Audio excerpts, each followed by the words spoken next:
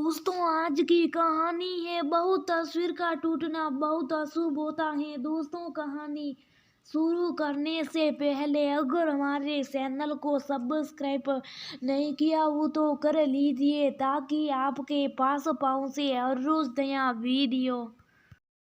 किया गिरा, बहु कुछ गिरने की आवाज आई है। शांति जी ने सारे घर में नजर दौड़ती हुई अपनी बहू मनु को आवाज लगाते हुए पूछने लगी। मनु को बालकनी से कपड़े उतारने गई थी।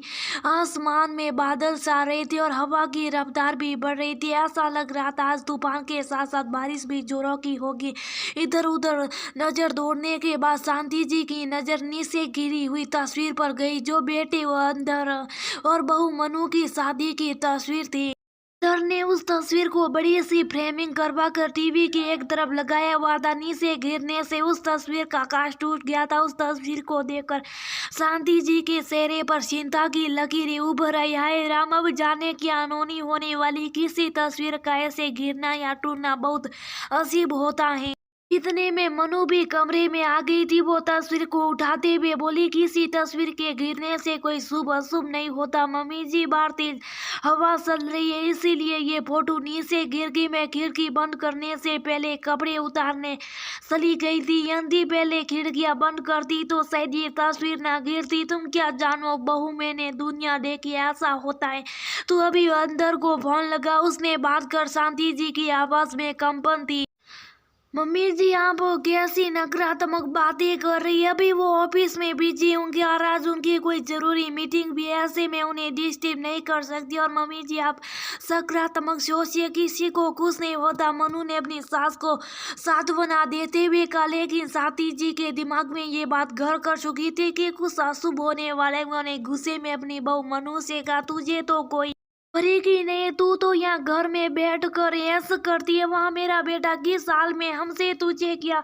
मैं मानू, मेरा मन बहुत घबरा रहा है। ऊपर से ये आधी तूफान, जाने क्या होगा। मनु को उनकी नकारात्मक बातों से खींच हो रही थी। वो अपने कमरे में चली गई। अब कैसे बताए अपनी सासू माँ को। यदि आप माए तो वो भी एक पत्नी है, उसे भी अपने पति की प्रिय है, परंतु वो अपने ऊपर नकारात्मक को हावी नहीं कर होने देना चाहती थी। और सासू माँ की बातें सुनकर कहीं ना कहीं उसका भी मन घबरा रहा था। इसलिए वो वहां से अपने कमरे में आ गई थी। ना उसकी नकारात्मक बातों को सुनेगी ना वैसा सोचेगी। बाहर बहुत तेज तूफान था और बारिश भी मूसलाधार हो रही थी। लेकिन थोड़ी देर बाद बारिश और तूफान दोनों थम चुके थे। मनु ने दीवार पर लगी घड़ी पर अपनी नजर दौड़ाई। घड़ी 9:30 बजा रही थी। फिर मनु ने दरवाजे की तरफ नजर घुमाई और सोचने लगी, अब तक वो अंदर को आ जाना चाहिए। 9 बजे उनका ऑफिस बंद हो जाता और 9:30 तक वो घर आ ही जाते थे। एक बार को फिर सासू माँ की बातें दिमाग में घुस गई। लेकिन दूसरी पल उसने अपने मन को समझाना ऐसा कुछ नहीं होता। अगली पल दरवाजे की घंटी बजी। मनु ने दौड़कर दरवाजा खोला। सामने अंदर खड़ा था और मुस्कुरा रहा था। उसके चेहरे पर अलग ही सी खुशी छलक रही थी। उसने मनु को गले लगा लिया और बोला, आज थोड़ा लेट हो गया ना, सॉरी, लेकिन आज मैं बहुत खुश और तुम सुनोगी तो तुम भी बहुत खुश हो जाओगी। उधर बोले जा रहा था, ऐसी कौन सी खुशी की बात है बेटा, मैं भी तो सुनूं। पीछे से आती हुई शांति जी ने पूछा, माँ वो आज मेरा प्रमोशन हो गया, मैं इसलिए थोड़ा लेट हो गया।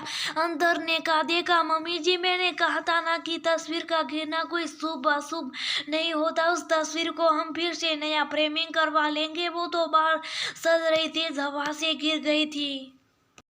ऐसा नहीं था कि शांति जी के मन को तसल्ली होगी। बहुत दिनों तक उसके मन में वो तस्वीर के गिरने और अशुभ होने के विचार होते रहे। लेकिन फिर समय बीतने के साथ साथ जब उधर के जीवन में सब कुछ अच्छा होने लगा तो धीरे धीरे उनके मन का वहम दूर हो गया। वो सही कर रही थी, मैं कुछ ज्यादा नकारात्मक सोच रही थी। अब मैं कभी अपने मन में ऐसे विचार नहीं लाऊंगी, शांति जी ने सोच लिया था। दोस्तों, किसी भी चीज के गिरने या टूटने से शुभ अशुभ का कोई नाता नहीं होता। ये सिर्फ हमारे मन की सोच पर निर्भर करता। हमें नकारात्मक बातों से दूर रहना